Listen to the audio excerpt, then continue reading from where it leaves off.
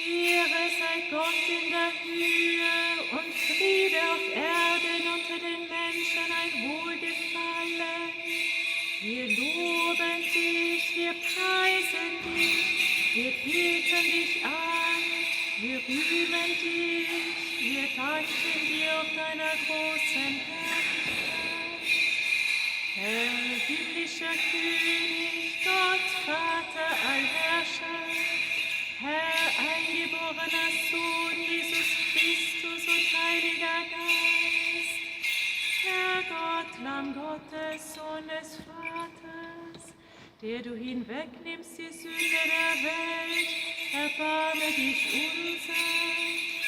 Der du hinwegnimmst die Sünde der Welt, nimm an unsere Bitte. Der du sitzest zur Rechten des Vaters, erbarme dich unser. Denn du allein bist heilig, du allein der Herr Jesus Christus, zur Ehre Gottes des Vaters. Amen. An jedem Tage will ich dich preisen und loben deinen Namen in Ewigkeit und von Ewigkeit zu Ewigkeit. Herr, Zuflucht bist du uns geworden von Geschlecht zu Geschlecht. Ich sprach, Herr, erbarme dich meiner, heile meine Seele, denn ich habe gesündigt vor dir. Herr, ich flüchte mich zu dir, lehre mich deinen Willen zu tun, denn du bist mein Gott. Bei dir ist die Quelle des Lebens, in deinem Licht schauen wir das Licht. Wende dein Erbarmen zu denen, die dich kennen. Gewähre, Herr, diesen Tag uns ohne Sünde zu bewahren. Gepriesen bist du, Herr, Gott unserer Väter, und gelobt und verherrlicht ist dein Name in Ewigkeit. Amen. Dein Erbarmen, Herr, komme über uns, wie wir es erhoffen von dir.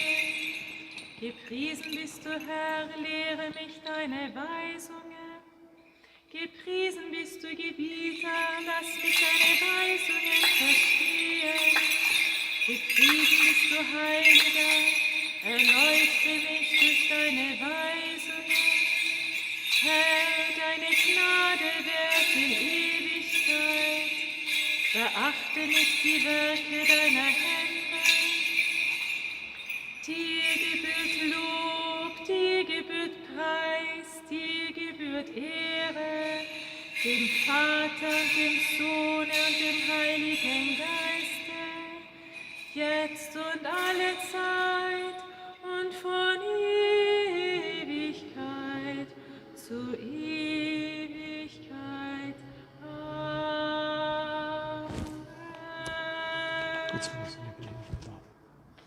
Gott sei Dank.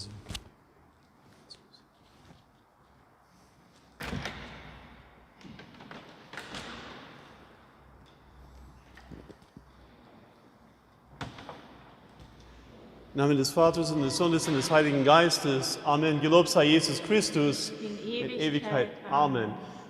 Ich begrüße alle, die mit uns diese Liturgie mitbeten, mitfeiern über Radio Maria, über Facebook und über YouTube. Und wir feiern heute Abend die Vorabendliturgie für den 3. Sonntag nach Pfingsten.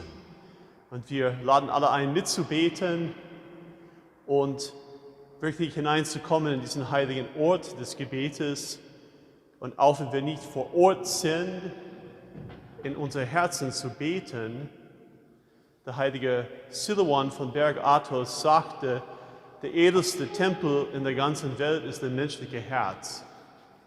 Und in dem menschlichen Herz, wenn wir hier beten, ob wir in der Kirche sind oder vielleicht zu Hause oder irgendwo anders, wenn wir verwurzelt sind mit Gott, sind wir vereint mit der ganzen Schöpfung. Amen. Gott sei mir Sünde gnädig und erbarme dich meiner. Gott sei mir Sünde gnädig und erbarme dich meiner. Gott sei mir Sünde gnädig und erbarme dich meiner. König, Tröster und Geist der Wahrheit, der du überall bist und alles erfüllst, Schatzkammer aller guten Gaben und Spende des Lebens, komm und nimm Wohnung in uns, reinige uns von jedem Makel und rette, o gut Herr, unsere Seelen. Ehre sei Gott in der Höhe, Friede auf Erden, den Menschen ein Wohlgefallen.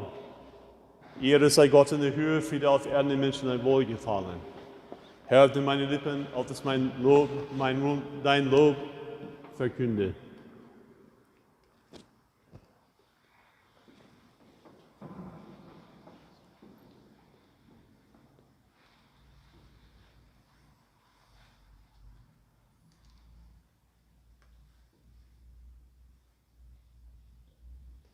Gepriesen sei das Reich des Vaters und des Sohnes und des Heiligen Geistes, jetzt und immer da und von Ewigkeit zu Ewigkeit. Amen. In Frieden lasst uns beten zum Herrn. Himmlischen Frieden und das Heil unserer Seelen, lasst uns beten zum Herrn. Und den Frieden der ganzen Welt und des Wohl der heiligen Kirchen Gottes und die Einheit aller, lasst uns beten zum Herrn. Für dieses heilige Haus und für alle, die es mit Glauben, Frömmigkeit in Gottes Wort besuchen, lasst uns beten zum Herrn. Unseren heiligen Vater Franziskus, den Papst von Rom, unseren seligen Patriarchen Sviatoslav von Kiew-Halych, unseren hochgeweihten Metropoliten Christoph von Wien, unseren hochgeweihten Erzbischof Franz von Salzburg, unseren gottgeliebten Bischof Hans-Jörg, die würdige Priesterschaft, den Diakonat in Christus, für den gesamten Klerus und alle Gläubigen, lasst uns beten zum Herrn. Für unser Volk und Vaterland und alle, die es regieren, beschützen und ihm dienen, lasst für diese Stadt, für jede Stadt, in jeden Ort und die Gläubigen, die darin wohnen, lasst uns beten zum Herrn. Ungedeihliche Witterung, im reichlichen Ertrag der Früchte der Erde und friedige Zeiten, lasst uns beten zum Herrn. Für die Reisenden zu Wasser, zu Land in der Luft, für die Kranken, die Notleidenden, die Gefangenen, Verschleppten, für die heute Sterbenden, ihre Errettung, lasst uns beten zum Herrn. Für die um ihres Glaubens willen verfolgten Brüder und Schwestern, lasst uns beten zum Herrn. Dass er uns bewahre vor aller Trübsal, Verzorn oder Bedrängnis, lasst uns beten zum Herrn. Stehe bei, errette, erbarme dich und wach über uns, o Gott, in deiner Gnade. Unsere allheiligen, allreinen, hochgelobten und umreichen Herrin, der Gottesgebärerin und immerwährenden Jungfrau Maria mit allen Heiligen gedenken, wollen wir uns selbst und einander und unser ganzes Leben Christus, unseren Gott, überliefern. Herr, unser Gott, deine Macht ist unvergleichlich, deine Herrlichkeit unbegreiflich, deine Barmherzigkeit unermesslich. Unersprechlich ist deine Liebe zu uns Menschen. Du selbst, o Herrscher, auf uns und auf dieses heiligen Gotteshaus. In deine Gnade handle in uns und allen, die mit uns beten, nach deiner großen Barmherzigkeit und Güte. Denn dir gebührt alle Ruhm, alle Ehre und Anbetung, dem Vater und dem Sohn und dem Heiligen Geiste, jetzt und immer da und von Ewigkeit zu Ewigkeit.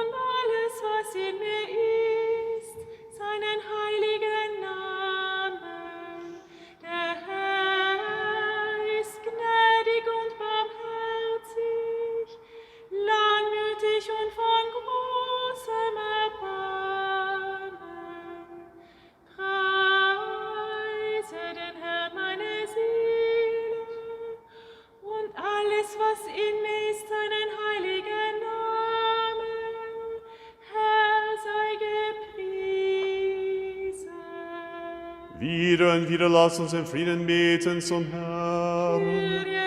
Stehe bei, errette, erbarme dich und wach über uns, o Gott, in deiner Gnade. Unsere allheiligen, allreinen, hochgelobten, ruhmreichen Herrin, der Gottesgebärerin, immerwährenden Jungfrau Maria, mit allen Heiligen gedenken, wollen wir uns selbst und einander und unser ganzes Leben Christus, unseren Gott, überliefern. Herr, unser Gott, rette dein Volk, segne dein Erbe, bewahre die Fülle deiner Kirchen, heilige alle, die da lieben, die Zierde deines Hauses.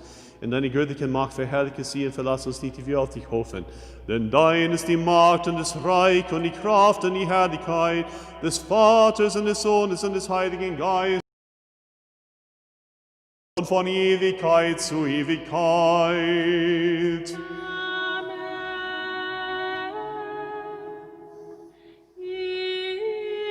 Ehre sei dem Vater und dem Sohne und dem Heiligen Geiste.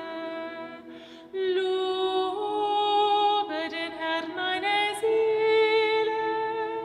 Ich will loben den Herrn, solange ich lebe. Will Lob singen meinem Gott, solange ich bin. Der Herr ist König auf ewig, dein Gott Zion von Geschlecht zu Geschlecht. Jetzt und alle Zeit und von Ewigkeit zu Ewigkeit. Amen. Du einzig geborener Sohn und Wort Gottes unsterblicher, der du freiwillig um unseres Heiles willen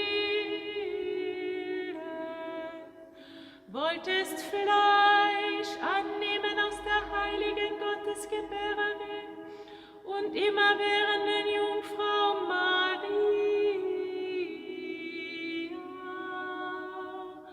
Ohne dich zu verändern, wurdest du Mensch und gekreuzigt Christus unser Gott. Hast du im Tod den Tod bezwungen, du eine der heiligsten Dreifaltigkeit, gleich verherrlicht mit dem Vater und dem Heiligen Geiste.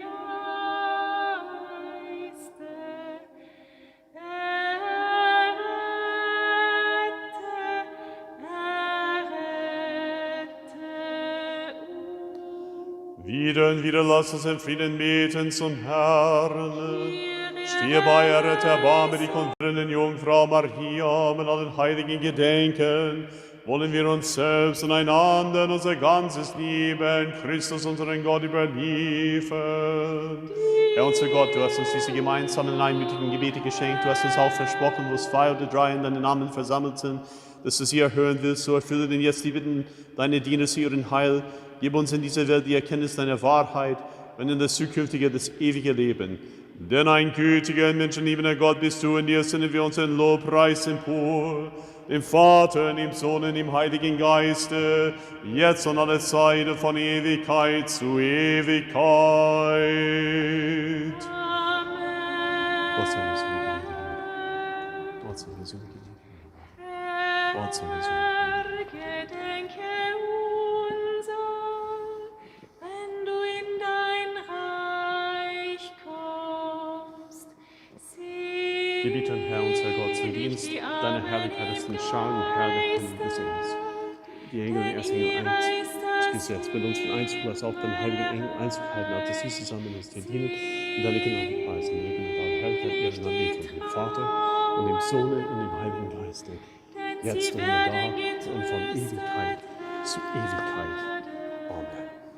Selig die Machtlosen, denn sie werden das Land erben. Selig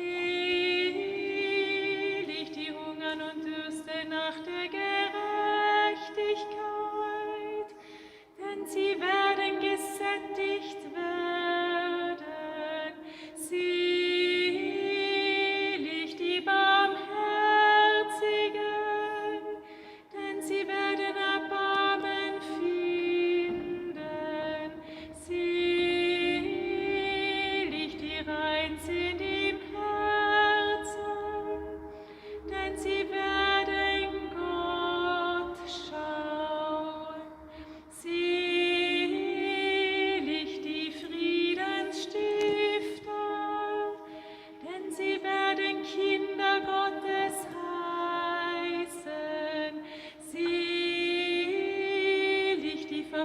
Verbeugung leiden um der Gerechtigkeit willen.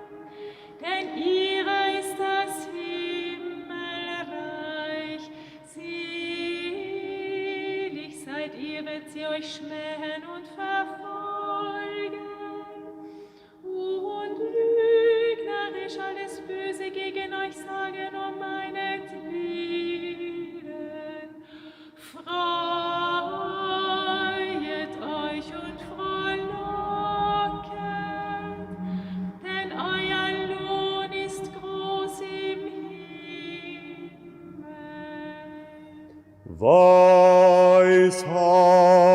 Weisheit, stehet aufrecht.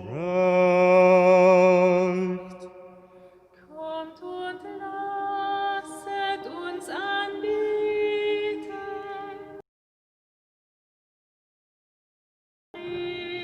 Christus, rette uns, Sohn Gottes, von den Toten erstanden, die wir dir singen. Heiliger Gott, du bist in deiner Heiligkeit. Die Seraphim, die dir dreimal heilig singen, preisen dich, die Cherubim verherrlichen dich und alle himmlischen Mächte beten dich an. Du sollst Dinge aus dem Nichts ins Dasein gerufen. Als Den du Menschen hast du nach deinem hinabstiegst zum Gleichnis Tode geschaffen und und Sterbliches ihnen mit all deinen Gnadengaben ausgestattet. Den Blinden schenkst du Weisheit und da hast Verstand. du Von die Sünden könntest du Macht dich der Hölle ab. durch den Sondern Glanz schenkst ihnen deiner die Umkehr zum Gottheit Heil. Lass uns deine überwuchert. geringen, unwürdigen Lieder gewürdig zu dieser Stunde Als für du die auch Herrlichkeit die deines heiligen Altars zu Toten stehen aus der und dir die gebührende Unterwelt Anbetung verliehen lassen. Du selbst erhellen aus erwecktest, dem Munde von uns riefen Lobgesang des alle deiner Heiligkeit. himmlischen Dann blicke in deine Güte auf uns herab, verzeihe uns jede aus Bosheit und Christus, Flecke Lebensspender Heilige unsere Seele und unser unser Leib, Gott, und lass uns dir dienen in Heiligkeit. Ehre sei Alle Tage dir. unseres Lebens soll die Fürbitte heiligen Gottes Ehre sei gewähren. dem In all Vater deiner und dem Heiligen von Sohne Ewigkeit und dem her. Wir wollen dich für Heiligen Geiste. Auferstanden bist du, Erlöser, aus dem Grabe, o Allmächtige. Dies Wunder sei der Hades und erschrak. Die Toten erstanden, es sah dies die Schöpfung und freute sich mit dir. In Jubel brach Adam aus und o Erlöser, und immer da wird das Weltall dich lobpreisen. Jetzt und alle Zeit und von Ewigkeit zu Ewigkeit. Amen.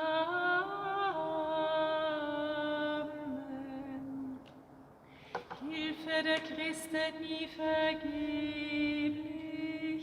Mittler in meinem Schöpfer unwandelbar, verschmähe nicht der Sünder Stimme, komm vielmehr uns zuvor mit deiner Hilfe, die wir gläubig zu dir rufen, eil auf unser Gebet, lauf auf unser Flehen, denn du hilfst immer Gottes Gebärerin, denen, die dich ehren. Denn heilig bist du, unser Gott, und dir senden wir den Lobpreis empor, dem Vater, dem Sohn und dem Heiligen Geiste, jetzt und immer da und von Ewigkeit zu Ewigkeit.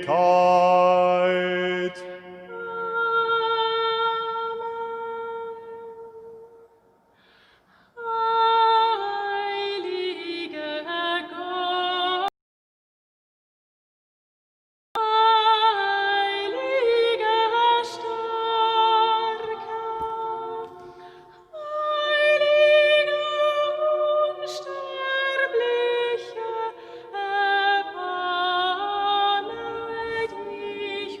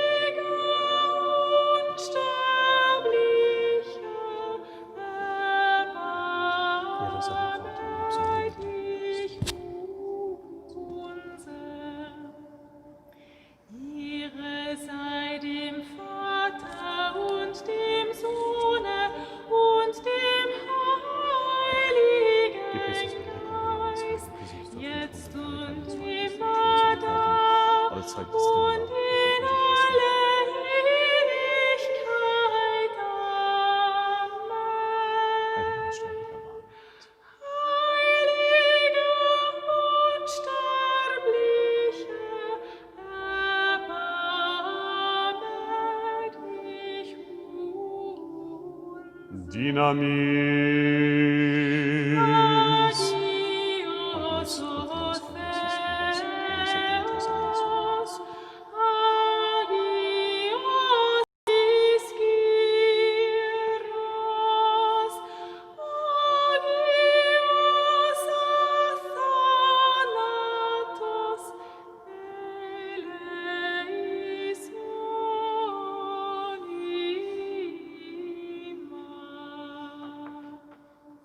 Seid aufmerksam, der Friede sei mit euch allen. Weisheit.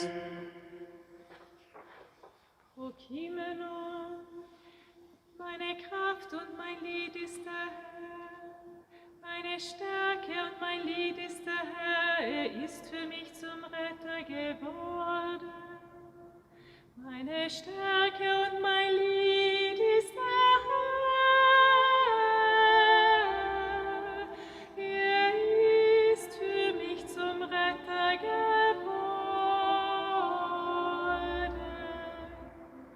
Der Herr hat mich hart gezüchtigt, doch er hat mich nicht dem Tod übergeben. Meine Stärke und mein Lied ist der Herr. Er ist für mich zum Retter geworden. Meine Stärke und mein Lied ist der Herr. Er ist für mich zum Retter geworden.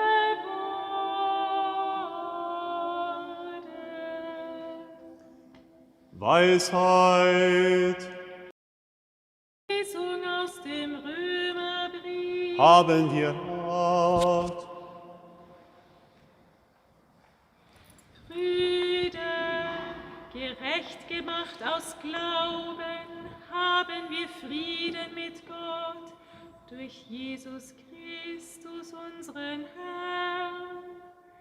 Durch ihn haben wir auch den Zugang zu der Gnade erhalten, in der wir stehen, und rühmen uns unserer Hoffnung auf die Herrlichkeit Gottes.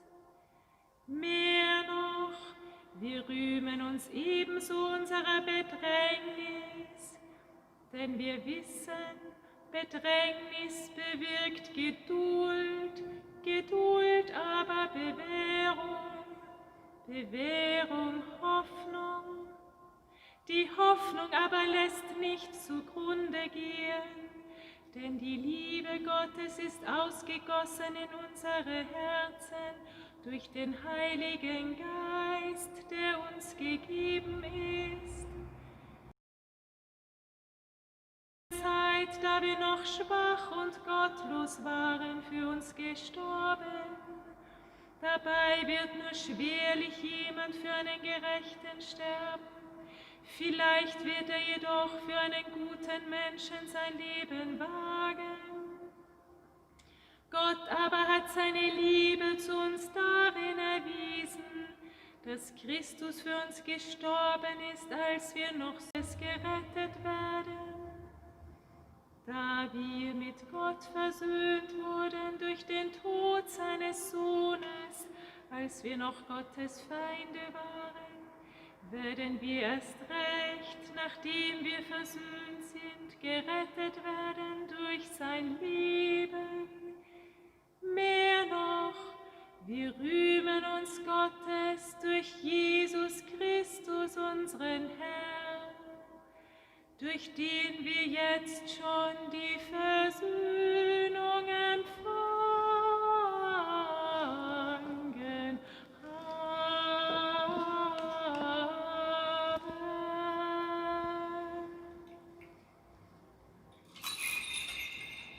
Friede sei mit dir, Vorleserin. Weisheit, Halleluja, Halleluja, Halleluja.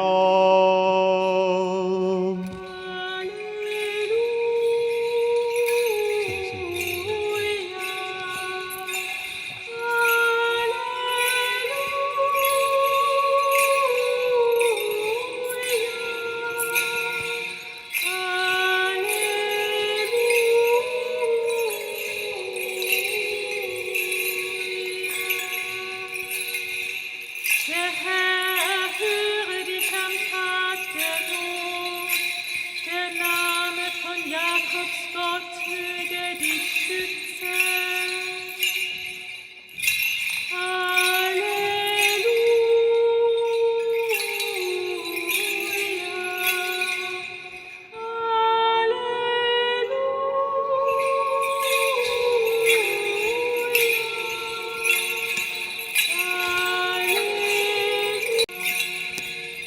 Der Herr verleihe dem König den Sieg, erhöhe uns am Tag, da wir rufen.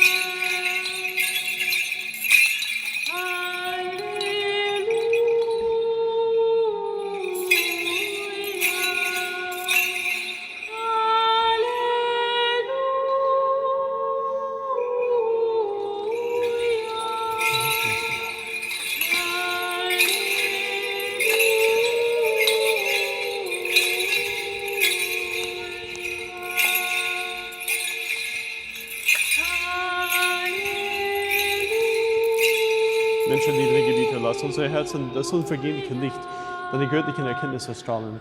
Öffne die Augen unseres Geistes, damit wir die Verheißung deiner Frohbotschaft verstehen.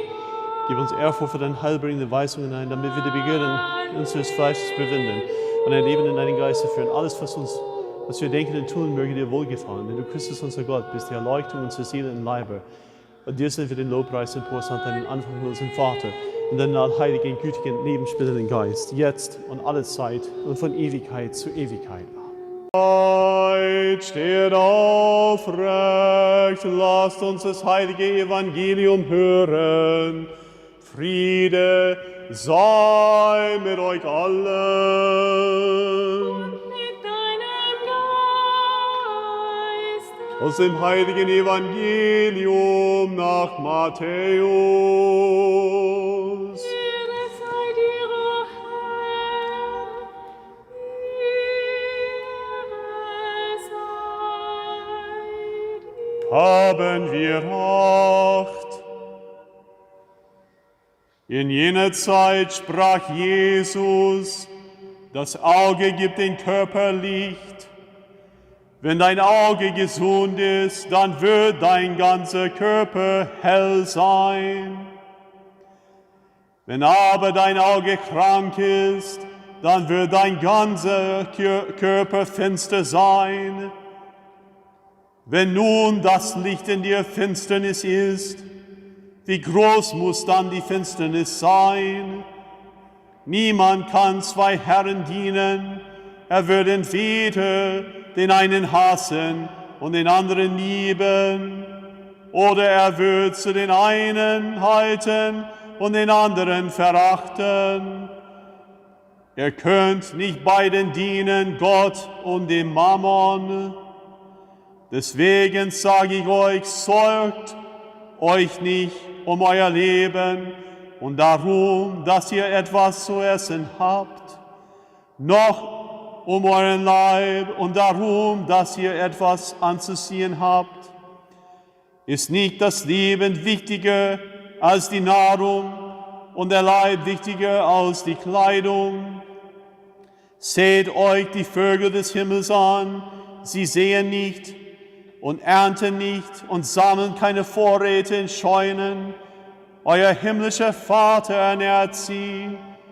Seid ihr nicht viel mehr wert als sie? Wer von euch kann mit all seiner Sorge sein Leben auch nur um eine kleine Zeitspanne verlängern? Und was sorgt ihr euch um eure Kleidung? Lernt von den Lilien, die auf dem Feld wachsen. Sie arbeiten nicht und spinnen nicht. Doch ich sage euch, selbst Salomo war in all seiner Pracht nicht gekleidet wie eine von ihnen. Wenn aber Gott schon das Gras so prächtig kleidet, das heute auf dem Feld steht und morgen ins Feuer geworfen wird, wie viel mehr dann euch, ihr Kleingläubigen.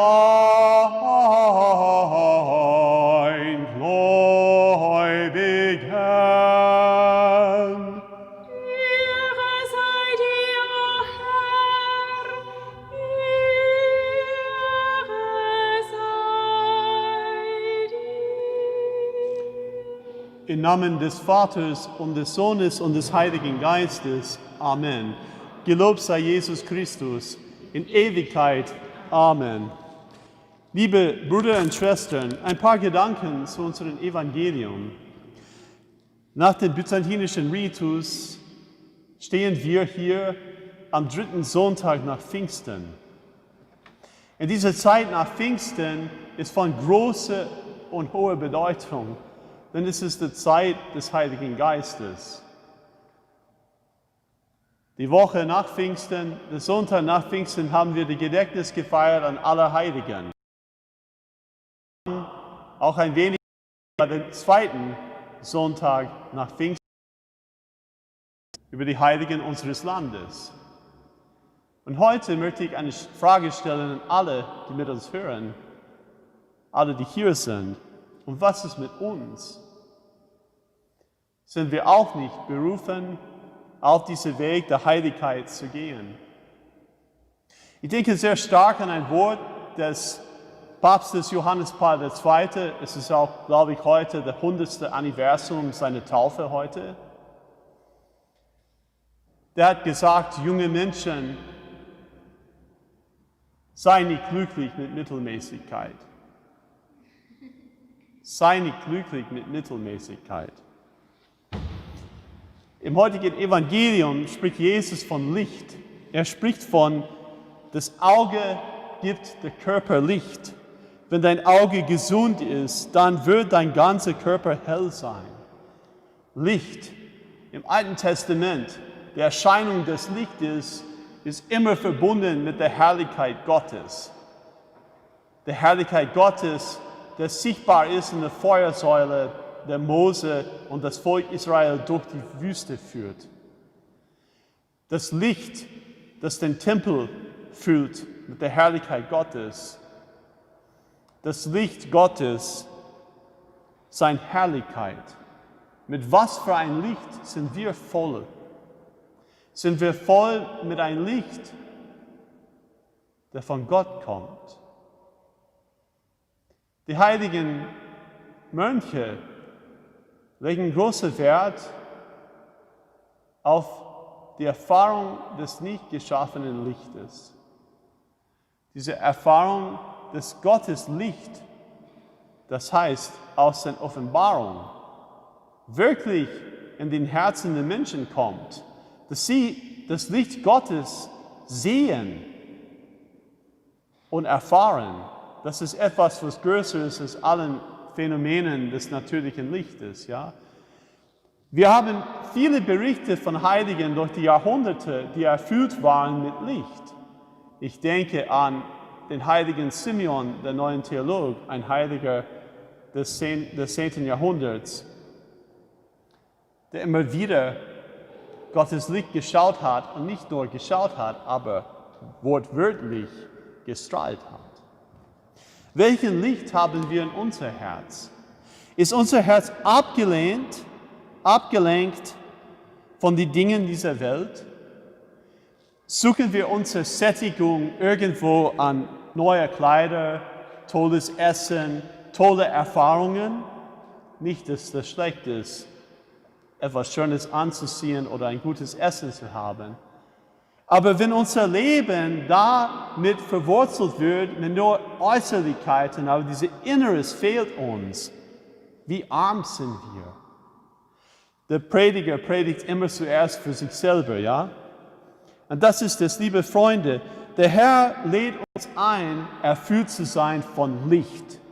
Aber dafür muss dieses innere Auge heil sein. Und unser innere Auge hat wohl viel zu tun mit dem körperlichen Auge. Was schauen wir? Was nehmen wir auf? Und in welcher Haltung nehmen wir Dinge auf? Wollen wir Kinder des Lichtes sein oder Kinder des Finsternis sein?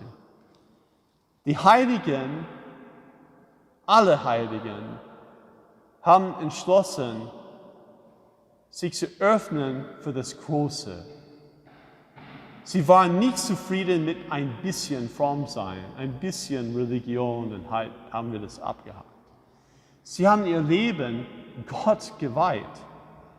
In der byzantinischen Liturgie hören wir ein paar Mal unsere allheiligen, allreinen, hochgebildeten und ruhmreichen Herrin, der Gottesgebärerin und immerwährenden Jungfrau Maria, mit allen Heiligen gedenken. Wollen wir uns selbst und einander in unser ganzes Leben Christus, unseren Gott, überliefern. Es gibt verschiedene Übersetzungen. Manche sagen uns Gott weihen, aber überliefern hat eine ganz starke Bedeutung. In das Hochgebet, was wir hören werden, spricht es von den Abend, wo Jesus überliefert worden ist oder wo er sich selber überliefert hat. Unser Leben Christus zu überliefern, Gott zu geben, egal was kommen mag, ist der große, glaube ich, erste Schritt zu diesem Weg zur Heiligkeit, dieser Weg jenseits aller Mittelmäßigkeit, diesen Weg, sich zu öffnen für Gottes Licht. Überliefern, was heißt das? Das heißt, das ist womöglich etwas, was wir jeden Tag machen müssen. Zu entscheiden, dass Gott die erste Stelle in unser Leben hat. Nicht die alltäglichen Dinge wie Essen und Kleidung und all das. Seine Hoffnung auf Gott zu setzen. In der Regel des heiligen Benedikts im 4. Kapitel heißt es, seine Hoffnung auf Gott setzen. Das ist die Berufung des Mönches und im weiteren Sinne die Berufung für alle Christen. Unsere Hoffnung auf Gott zu setzen, unser Vertrauen, dass Gott für uns sorgt, auf Gott zu setzen. Und dann unser Blick auf Gott zu schauen und lernen, verbunden mit ihm zu sein, er, der Quelle des Lichtes. Bei ihm zu bleiben im Gebet. Immer wieder seinen Namen anzurufen, damit unser Herz und unser inneres Auge fokussiert wird auf Gott. Und da kommt das dazu, unseren Nächsten. Denn wer heilig werden möchte, tut es nicht allein. Das ist nicht ein Jesus und mich allein Projekt, nein. Das ist ein Synaxis, ein Synergie. Das heißt, eine Zusammenkunft. Das heißt, wir als Kirche, als Leib Christi, wir sind da, um zu wachsen gemeinsam auf diesem Weg der Heiligkeit. Wenn wir eine authentische Liebe zu Gott entdecken, dann entdecken wir die Größe und Breite der Welt und entdecken, dass wir alle verbunden sind mit allen Menschen. Und liebe Freunde, dann wird unser innere Augen geläutert, die Mysterien Gottes zu schauen und andererseits auch unsere Brüder und Schwestern zu entdecken. Zu entdecken als unser Leben. Sie nicht zu ignorieren. In unserer Zeit jetzt, und wer vielleicht die Nachrichten folgt, ist das offensichtlich, aber wer die Geschichte der Menschheit kennt, ist das leider die Geschichte seit dem Fall von Adam. Ja? Es ist so viel Hass, so viel Ärger in unserer Welt. Aber Christus ruft uns zur Heiligkeit, zu Licht und nicht Finsternis, zu Leben, zur Erlösung und zu lieben zu unseren Nächsten. Liebe Freunde, gehen wir weiter, vertrauen wir unser Leben den Herrn an. Der Herr, der uns ausstattet mit mehr, mit Leben und Fülle. Leben nicht nur biologischer Art, sondern göttlicher Art. Mystische Leben. Liebe Freunde, ich schließe jetzt mit einem Wort, eines etwas ungewöhnlichen Wortes von Karl Rahner, römisch-katholischer Theologe, der in Innsbruck unterrichtet hat. Der sagt, der Fromme des 21. Jahrhunderts wird ein Mystiker sein oder gar nicht. Liebe Freunde, wir sind berufen zu ein mystisches Leben mit Gott. Und das bedeutet doch, einen hohen Preis zu zahlen. Den Herrn zu folgen mit absolutem Vertrauen, dass er für uns sorgt, dass er für uns einen Weg bahnt. Auf die Fürbitten unserer heiligen gotttragenden Väter und Mütter, Christus, unser Gott, erbarme sich und errette uns. Amen. Gelobt sei Jesus Christus in Ewigkeit. Amen.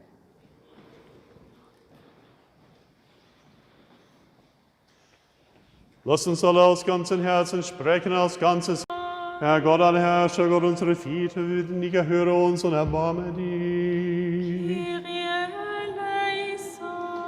Erbarme dich, unser Gott, in deiner großen Barmherzigkeit, wir bitten dich, erhöre uns und erbarme dich. Herr, unser Gott, nimm an diesem inständigen Bittgebet deine Lieder an und erbarme dich. Unser in deiner großen Barmherzigkeit sind ein reiches Erbarmen auf uns und auf dein ganzes Volk herab, das von dir das große Erbarmen erwartet. Lass uns auch beten für unseren heiligen Vater Franziskus, den Papst von Rom, unseren seligen Patriarchen von Kiew, Halle, und für jene, die in diesem Gotteshaus dienen und dienten, für unseren geistigen Väter, für all unsere Brüder und Schwestern in Christus.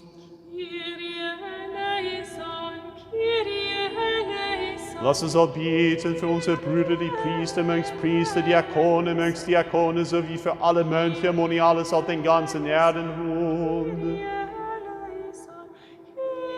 Lass uns auch beten um Erbarmen, Leben, Frieden, Gesundheit, Heil, Schutz, Verzeihung und Nachlass aller Sünden und Verfehlungen der hier anwesenden Diener und Dienerinnen Gottes, alle, die mit uns über den Livestream mit Radio Maria verbunden sind, dass Gott der Herr sich ihrer erbarme, so lasst uns alle sprechen. Lass uns auch beten für unser Vaterland, für alle, die es regieren, beschützen und ihm dienen. Lass uns auch beten für die Stifter und Wohltäter dieses heiligen Gotteshauses, sowie für alle von uns gegangene Väter, Mütter, Brüder, Schwestern und Kinder. Und lasst uns alle sprechen. Lass uns auch beten für alle, die deinen heiligen Kirchen Wohltaten erweisen, für alle, die vor dir dienen und dienten, für die Sänger, für alle Anwesenden, für alle rechtgläubigen Christen, die von dir das große und reiche Erbarmen erwarten.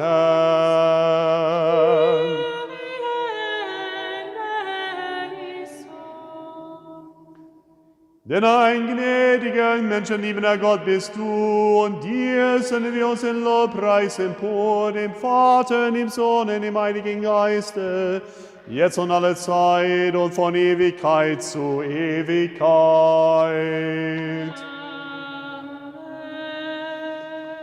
Wir aber Gläubigen wollen wieder und wieder in Frieden beten zum Herrn.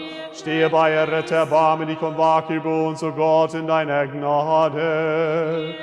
Weisheit, wir danken dir, Herr, Gott der Mächte, dass du uns gewürdigt hast, jetzt vor deinem heiligen Altar zu stehen und niederzufallen vor deiner Barmherzigkeit für unsere Sünden und für die Unwissenheit deines Volkes. Nimm an, o Gott, unser Gebet und mach uns würdig, dir Gebete, Bitten und unblutige Opfer für dein ganzes Volk darzubringen. Befähige uns, die du zu diesem Dienst eingesetzt hast, durch die Kraft deines Heiligen Geistes, dich ohne Tadel und Ärgernis zu allen Zeiten und an allen Orten und mit reinem Gewissen anzurufen, auf dass du uns erhörst und uns in die Fülle deiner Güte gnädig seiest. Ruhm aller Ehren Anbetung dem Vater, dem Sohn und dem Heiligen Geiste, jetzt und alle Zeiten von Ewigkeit zu Ewigkeit. Wieder und wieder lass uns in Frieden beten zum Herrn. Stehe bei, errette, erbarme dich und wach über uns, o Gott, in deiner Gnade. Weisheit, wieder und immer wieder fallen wir nieder vor dir. Wir bitten dich, du gütiger und menschenliebender, sieh herab auf unser Gebet, reinige unsere Seelen, unsere Leiber von allen Beflecken des Fleisches und des Geistes. Lass uns ohne Schuld und Tadel vor deinen heiligen Opferaltar stehen, denen wir uns beten, oh Gott, schenke die Gnade, dass sie in dem Maße, in dem sie im Leben voranschreiten, auch im Glauben, in der geistigen Erkenntnis wachsen. Gewähre allen, die dir in Gottes Furcht und Liebe dienen, dass sie frei von Schulden und Vorurteilen und deinen heiligen Geheimnissen teilnehmen dürfen und so deines himmlischen Reiches würdig werden. Auch dass wir von deiner Macht alle Zeit behüte dir den Lobgesang emporsenden, im Vater, und im Sohn und im Heiligen Geiste, jetzt und alle Zeit und von Ewigkeit zu Ewigkeit. Niemand ist würdig, zu dir zu kommen, wir sind hier. König der Herrlichkeit, leiten mit dir zu dir.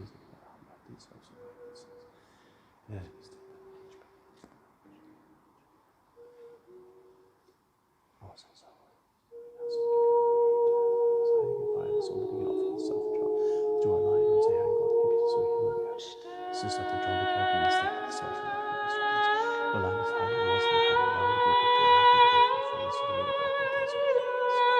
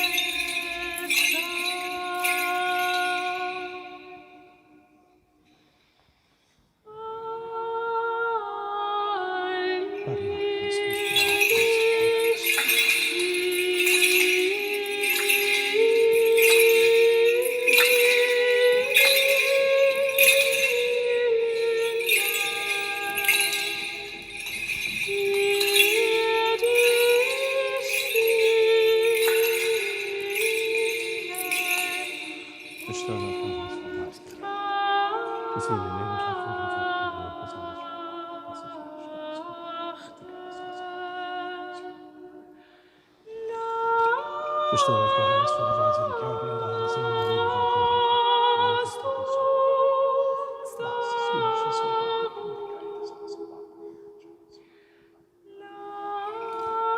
Bestimmt auf geheimnisvolle Weise die Kirche in der Hand sehen.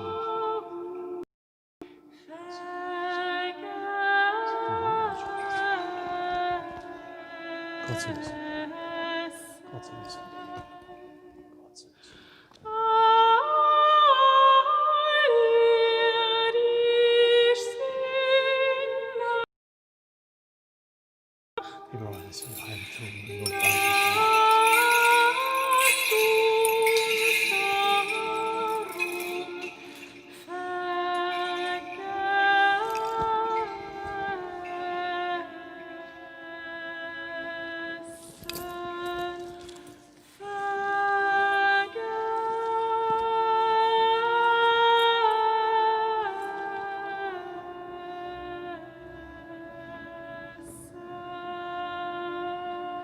unseres heiligen Vaters,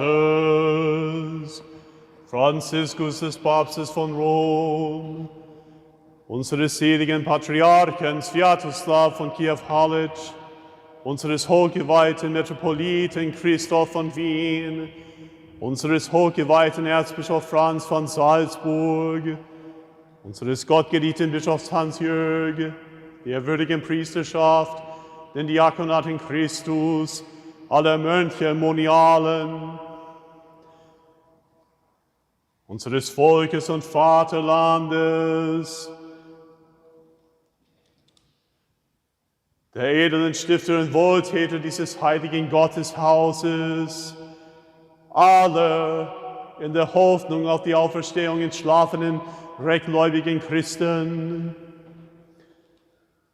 alle, die uns hassen und alle, die uns lieben, alle Armen, alle Kranken, allen Obdachlosen, allen von Krieg und Gewalt und Terror, Sturm bedrängten Menschen auf den Erdenrund, die wir in unser Herzen tragen, in euer aller rechtgläubigen Christen, gedenke Gott, der Herr in sein Reich, jetzt und immer da und von Ewigkeit zu Ewigkeit.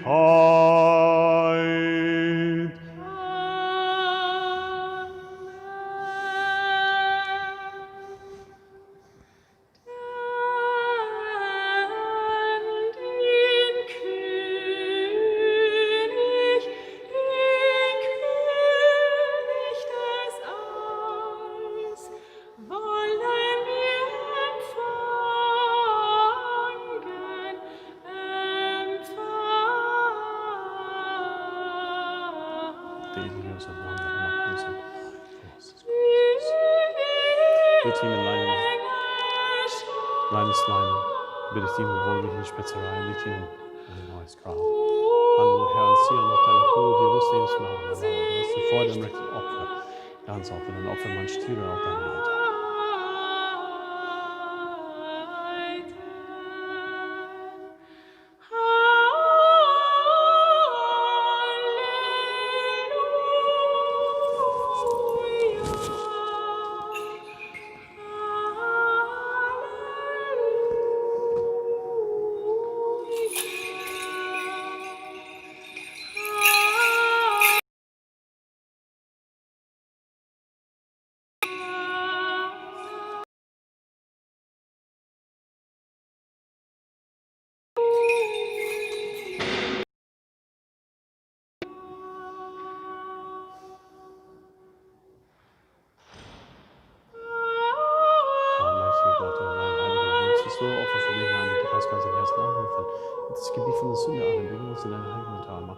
Die geistigen Opfer und Gaben, dass du dich für deine eigenen Sünden, die Fehler deines Volkes, würdige uns Gnade vor deinen Augen zu finden, auch dass unser Opfer dir wohlgefällig sei. Dein gütiger Geist, die Gnade möge auf uns und auf den hier bereiteten Gaben, ein ganzes Volk herabkommen.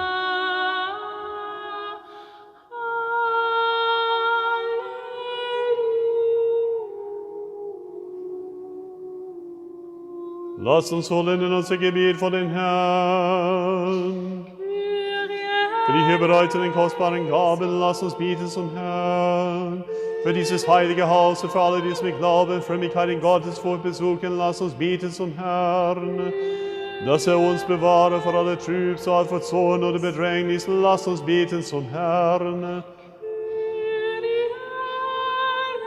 Durch des Erbarmens deines eingeborenen Sohnes, mit dem du gepriesen bist, an deinen allheiligen, gütigen, lebensspendenden Geist, jetzt und alle Zeiten von Ewigkeit zu Ewigkeit. Amen. Friede sei mit euch allen. Lasst uns einander lieben, auf dass wir in Eintracht bekennen. Den Vater und den Sohn und den Heiligen Geist, die Wesenseine und ungeteilte Dreifaltigkeit.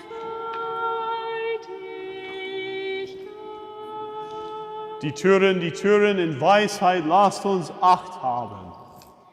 Ich glaube an den einen Gott, den allmächtigen Vater, Schöpfer des Himmels und der Erde, aller sichtbaren und unsichtbaren Dinge, und an den einen Herrn Jesus Christus, Gottes Eingeborenen. Er ist aus dem Vater geboren vor aller Zeit. Licht vom Lichte, wahrer Gott vom wahren Gott, gezeugt, nicht geschaffen, eines Wesens mit dem Vater. Durch ihn ist alles geschaffen. Für uns Menschen und um unseres Heiles willen ist er vom Himmel herabgestiegen. Er hat Fleisch angenommen durch den Heiligen Geist aus Maria der Jungfrau und ist Mensch geworden. Gekreuzigt wurde er für uns unter Pontius Pilatus, hat gelitten und ist begraben worden und ist auferstanden am dritten Tage gemäß der Schrift. Er ist aufgefahren in den Himmel und sitzt zur Rechten des Vaters. Er wird wiederkommen in Herrlichkeit, Gericht zu halten über Lebende und Tote. Und seines Reiches wird kein Ende sein. Ich glaube an den Heiligen Geist, den Herrn und Lebensspender, der vom Vater ausgeht. Er wird mit dem Vater und dem Sohn zugleich angebetet und verherrlicht. Er hat gesprochen durch die Propheten. Und die eine heilige, katholische und apostolische Kirche. Ich bekenne die eine Taufe zur Vergebung der Sünden. Ich erwarte die Auferstehung der Toten und das Leben der zukünftigen Welt. Amen. Lasst uns geziemen und ehrfurchtsvoll stehen, haben wir Acht, dass wir das heilige Opfer in Frieden darbringen. Die Gabe des Friedens, das Opfer des Lobes.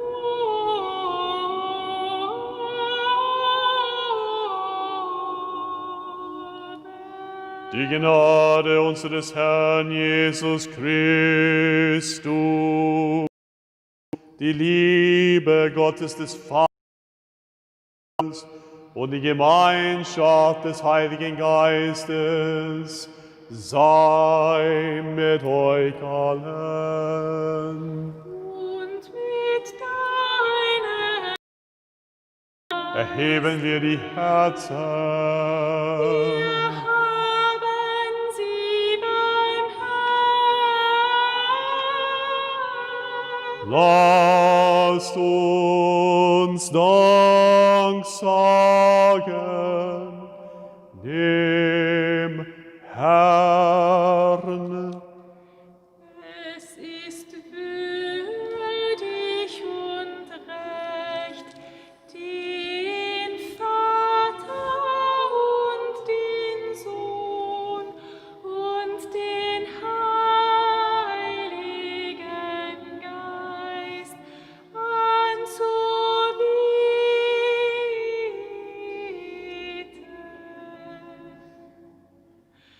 Die Wesens eine und ungeteilte Dreifaltigkeit. Es ist würdig und recht, dir zu singen, dich zu preisen, dich zu loben, dir Dank zu sagen an jeden Ort deiner Herrschaft, denn du bist der unaussprechliche, unbegreifliche, unsichtbare und fassbare Gott. Von Ewigkeit her bist du und bleibst unverändert, du, dein eingeborener Sohn und dein Heiliger Geist. Du hast uns aus dem Nichts ins Dasein gerufen und uns nach unserem Fall wieder aufgerichtet. Du hörst dich auf, alles zu tun, um uns zum Himmel zu führen und uns dein künftiges Reich zu schenken.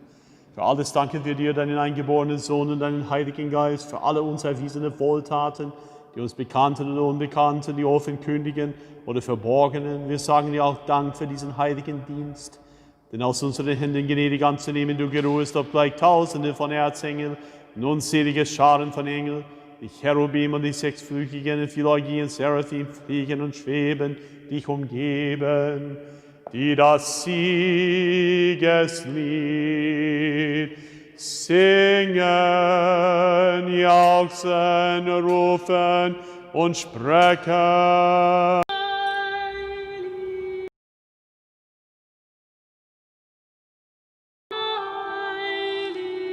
Erfüllt sind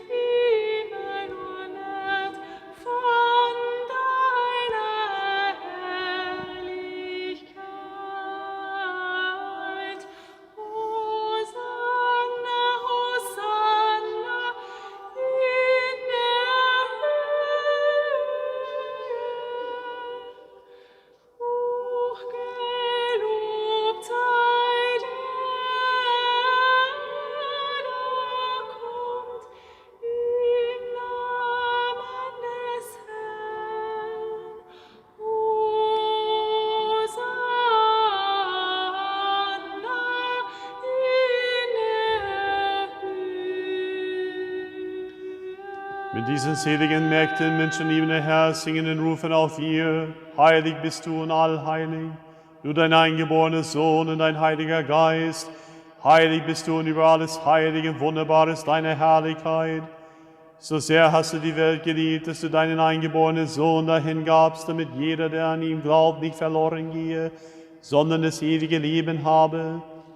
Er ist gekommen und hat den ganzen Heilsplan um unseren Willen erfüllt in der Nacht, in der er ausgeliefert wurde, oder vielmehr sich selber auslieferte für das Leben der Welt. Nahm er Brot in seine allheiligen, reinen und makellosen Hände, dankte, segnete, heiligte, brach es und gab es seinen heiligen Jüngern und Aposteln, indem er sprach: Nehmet hin und esset, das ist mein Leib, der für euch gebrochen wird, zur Vergebung der Sünden.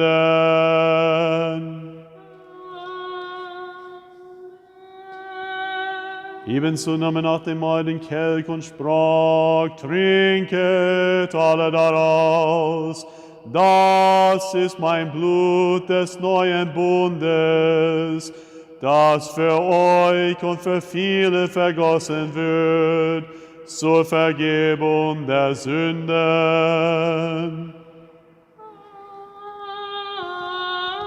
Eingedenk also dieses heilbringenden Auftrags des Erlösers und all dessen, was für uns geschehen ist, des Kreuzes, des Grabes, der Auferstehung am dritten Tag, der Himmelfahrt, des Sitzes zur Rechten, des weiteren glorreichen Wiederkehr, bringen wir dir da das Deinige von den Deinigen in allen und für alle.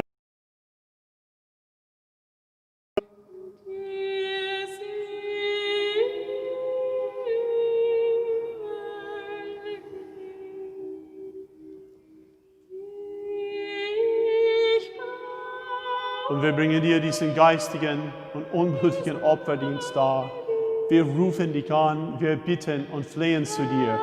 Sende deinen Heiligen Geist herab auf uns und auf diese vorliegenden Gaben. Gott sei mir Sünder gnädig und erbarme dich meiner. Gott sei mir Sünder gnädig und erbarme dich meiner. Gott sei mir Sünder gnädig und erbarme dich meiner.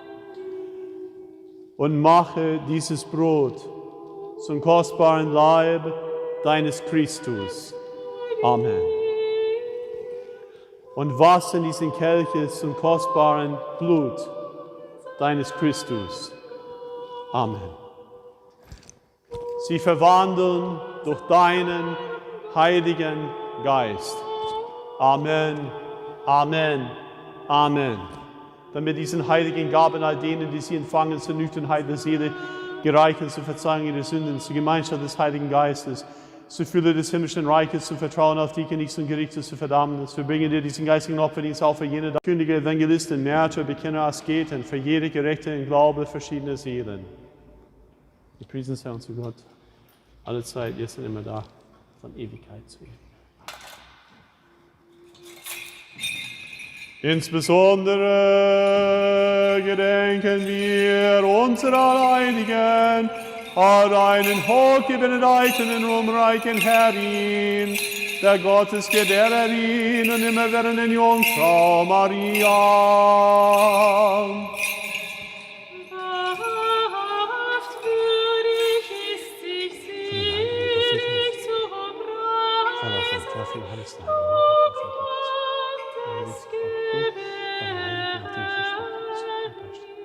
Allen der Hoffnung der Aufstehung des ewigen Lebens schaffen.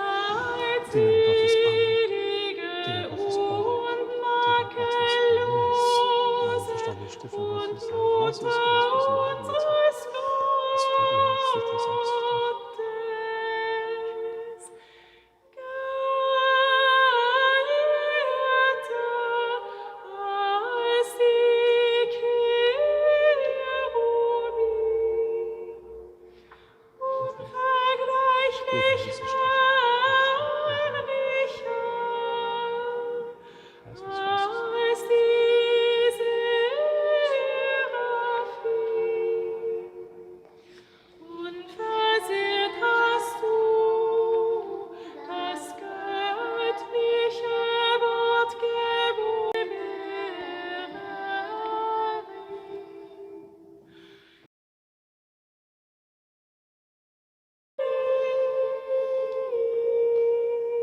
Allen gedenke, o Herr, unseres heiligen Vaters Franziskus, des Papstes von Rom, unseren seligen Patriarchen Sviatoslav von Kiew Halic, unseren hochgeweihten Metropoliten Christoph von Wien, unseren hochgeweihten Erzbischof Franz von Salzburg.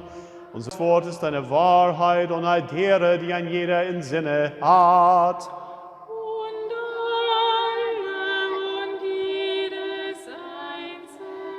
Und lass uns einmütig mit Mund und Herz deine allerwürdigen und wunderbaren Namen preisen und besingen. Vater, Sohn und Heiliger Geist, jetzt und immer da und von Ewigkeit zu Ewigkeit. Und es sei das Erbarmen unseres großen Gottes und Erlösers, Jesus Christus, mit euch allen. Und mit deinem Geist. Nachdem wir alle Heiligen gedacht haben, lasst uns wieder und wieder in Frieden beten zum Herrn. Für die dargebrachten, geheiligten, kostbaren Gaben lasst uns beten zum Herrn.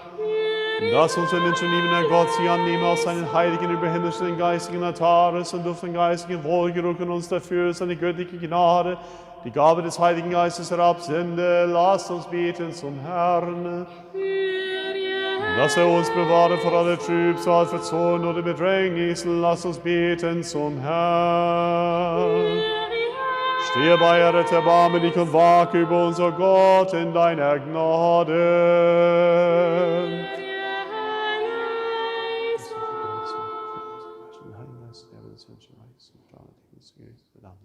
Dass der heutige Tag vollkommen heilig, frei von ohne Sünde sei, lass uns erflehen vom Herrn. Einen Engel des Friedens, einen treuen Führer von Seelen Leib, lass uns erflehen vom Herrn. Verzeihung und Nachlass unsere Sünden und Verfehlungen, lass uns erflehen vom Herrn. Alles, was gut ist und heilsam für unsere Seelen und den Frieden für die ganze Welt, lass uns erflehen vom Herrn. Ein christliches Ende unseres Lebens unter Qual und Schande sowie eine gute Verantwortung für den forterregenden Richterstuhl Christi, lasst uns erflehen vom Herrn. Im Flehen und die Einheit des Glaubens und die Gemeinschaft des Heiligen Geistes wollen wir uns selbst und einander und unser ganzes Leben Christus, unseren Gott, überliefern.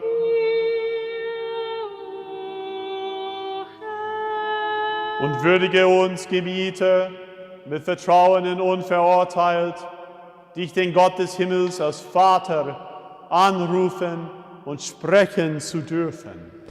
Vater unser im Himmel, geheiligt werde dein Name, dein Reich komme, dein Wille geschehe, wie im Himmel, so auf Erden.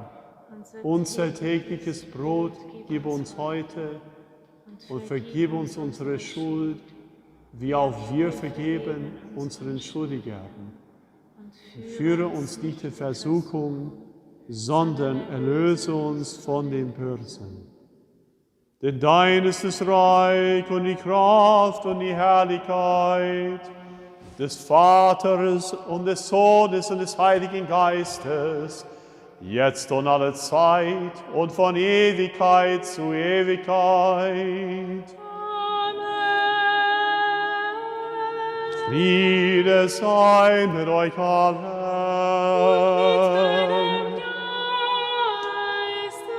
Neiget euer Haupt vor dem Herrn.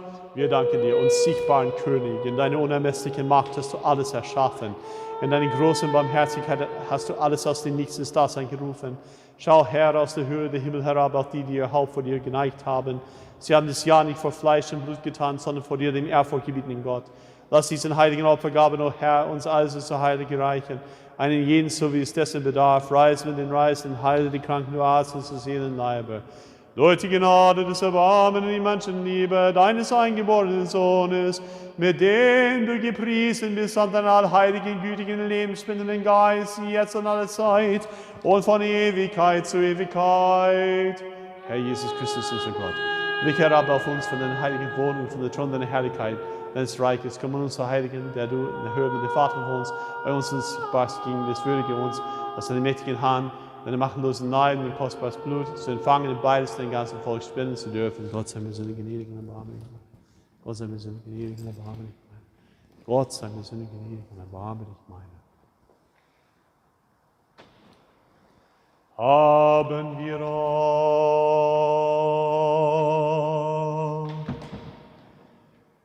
das Heilige, den Heiligen, gebrochen und geteilt wird das Lamm Gottes, gebrochen noch nicht zerteilt, genossen doch niemals aufgezählt, vielmehr heiligte es alle, die an ihm teilhaben.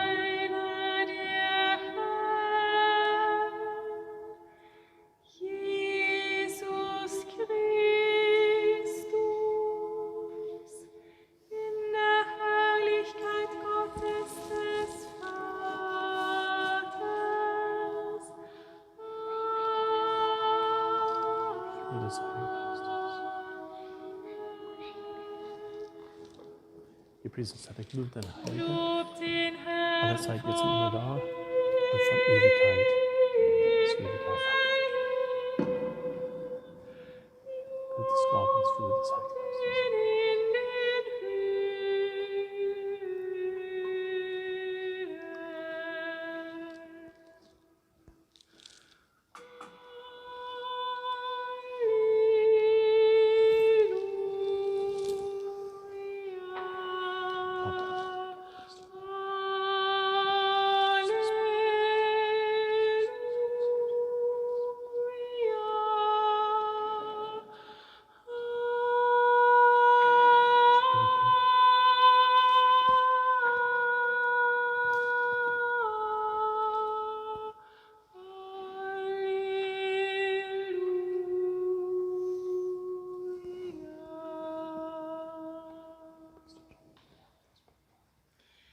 Ich glaube, o Herr, und bekenne, dass du in Wahrheit Christus bist, der Sohn des lebendigen Gottes, der in die Welt gekommen ist, um die Sünder zu erlösen, unter denen ich der Erste bin. Lass mich heute teilnehmen, o Sohn Gottes, an deinem mystischen Gastmahl.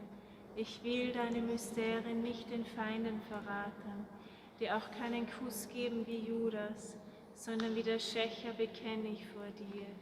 Gedenke meiner, o Herr, wenn du in dein Reich kommst. Gedenke meiner Gebieter, wenn du in dein Reich kommst. Gedenke meiner Heiliger, wenn du in dein Reich kommst. Nicht zum Gericht oder zur Verdammnis möge mir die Teilnahme an deinen Mysterien gereichen, sondern zur Heilung der Seele und des Leibes. Gott sei mir armen Sünder gnädig. Gott, verzeih mir meine Sünden und erbarme dich meiner. Ohne Zahl habe ich gesündigt, Herr, verzeih mir.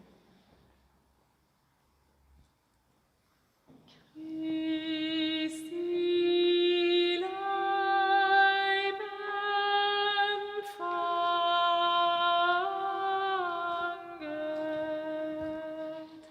kostet den Quell der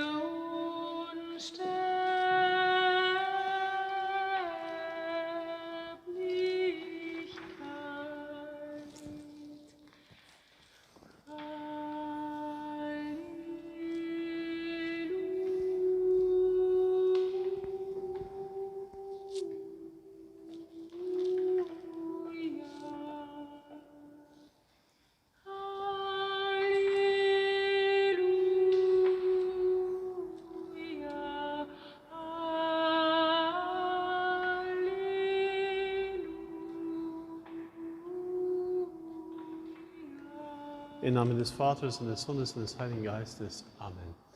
Wir kommen jetzt zu dem Moment der Empfang der Heiligen Kommunion, was üblicherweise im byzantinischen Ritus gespendet wird, den Leib und Blut des Herrn.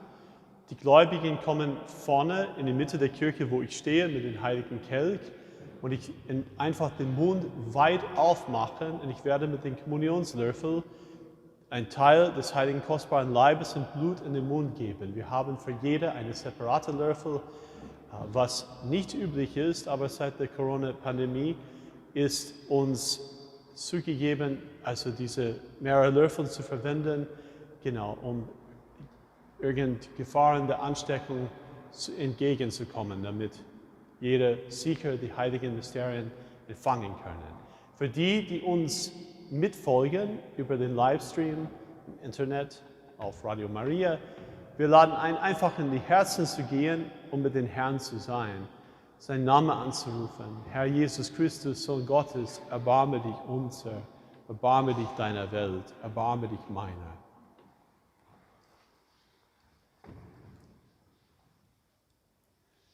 Mit Gottes Furcht, Glaube und Liebe tretet herzu. Gepriesen sei der, der kommt im Namen des Herrn. Gott ist der Herr und ist uns erschienen.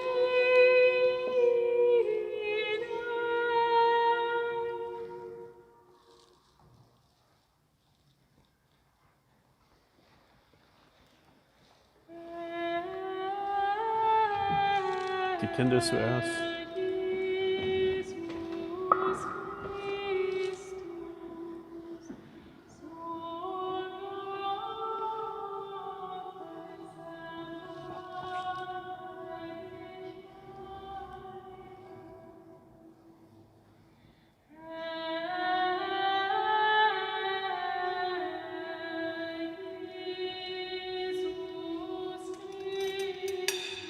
Den Lieder Gottes.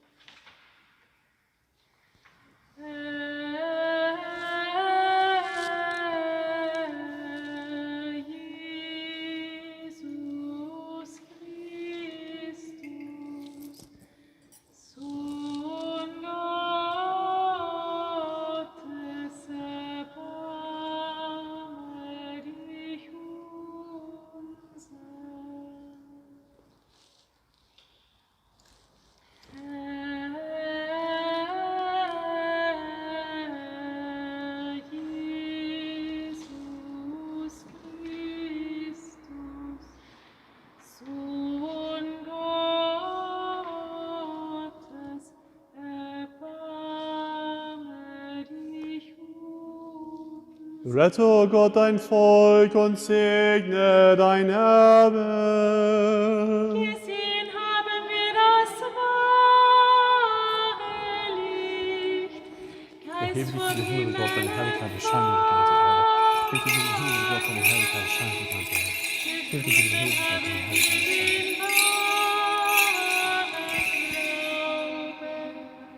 Die unteilbare Dreifaltigkeit bieten wir an, denn sie hat uns erlöst. Alle Zeit, jetzt und immer da und von Ewigkeit zu Ewigkeit. Amen. Erfüllt sei unser Mund von deinem Lob, Herr, denn du hast uns gewürdigt, an deinen heiligen und reinen und sterblichen geheiligten Teil zu nehmen. Bewahre uns in deiner Heiligkeit, damit wir deine Ehre besingen und den ganzen Tag deine Gerechtigkeit betrachten. Halleluja, Halleluja, Halleluja.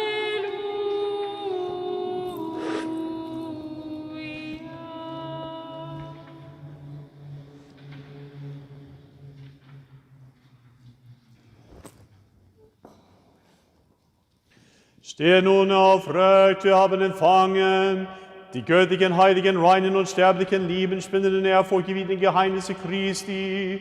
Nun lasst uns Dank sagen dem Herrn.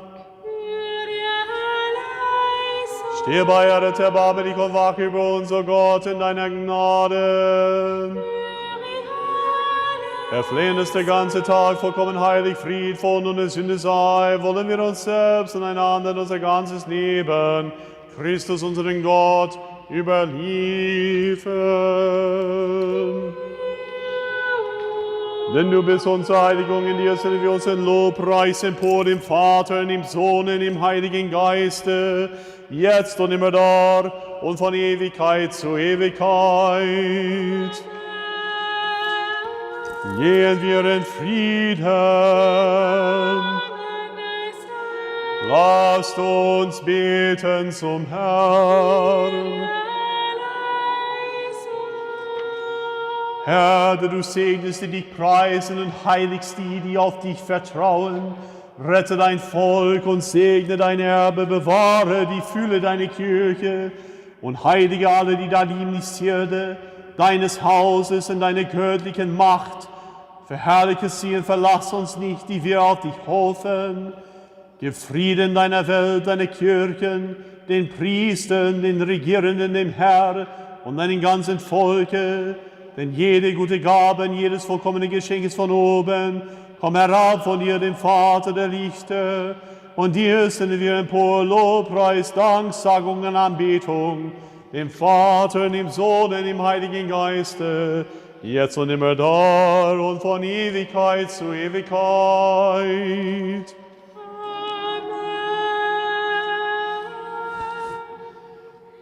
Christus ist Gott, ist der Schöpfer des Gesetzes der Propheten. Du hast das ganze Heilswerk deines Vaters erfüllt.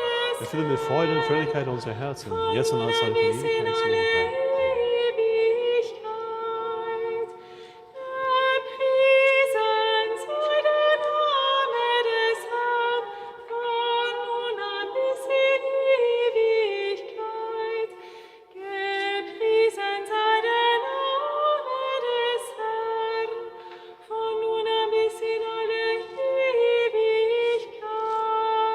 Segen des Herrn und sein Erbarmen komme auf euch herab, Kraft seiner Gnade und Menschenliebe, alle Zeit, jetzt und immer da und von Ewigkeit zu Ewigkeit. Ehre sei dir, Christus Gott, unsere Hoffnung, Herr, Ehre sei dir. Ehre sei dem Vater und dem Sohn und dem Heiligen Geist, jetzt und alle Zeit und von Ewigkeit zu Ewigkeit. Amen. Kyrie eleison, Kyrie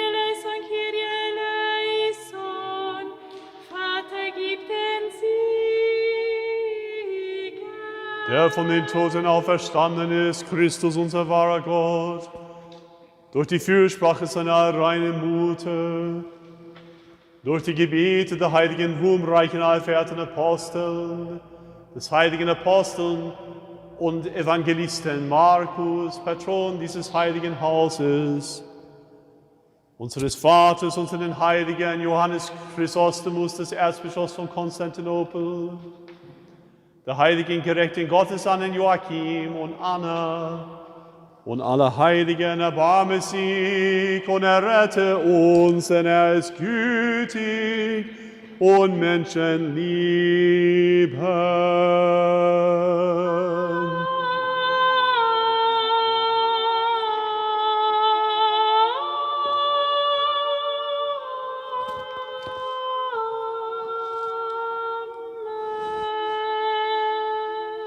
Liebe Freunde, wir wünschen allen einen gesegneten Sonntag und wir bedanken alle, die hier vor Ort und auch in die Livestream auf Radio Maria, auf der Facebook-Seite des Zentrums und auf der YouTube-Seite des Zentrums mitgebetet haben. Und wir wünschen allen Gottes Segen für diesen Sonntag. Der nächste Gottesdienst des Zentrums wird hier sein, nächsten Samstag, für die, die hier vor Ort sind. Um 17:30 Uhr.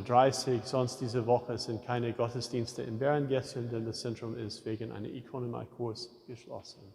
Wir wünschen Gottes Segen und viel Freude. Wagen wir es, den Weg mit den Herrn zu gehen und alle Mittelmäßigkeit abzuwerfen und mehr auf den Herrn zu schauen. Amen. Sage Dank dem Herrn, denn er ist gütig. Halleluja. Denn ewig Gott, dein Wort, meine Augen währet hatten gesehen, das du bereit hast für uns Entdecknis. Licht der Erleuchtung der Völker und Ruhm deines Volkes Israel.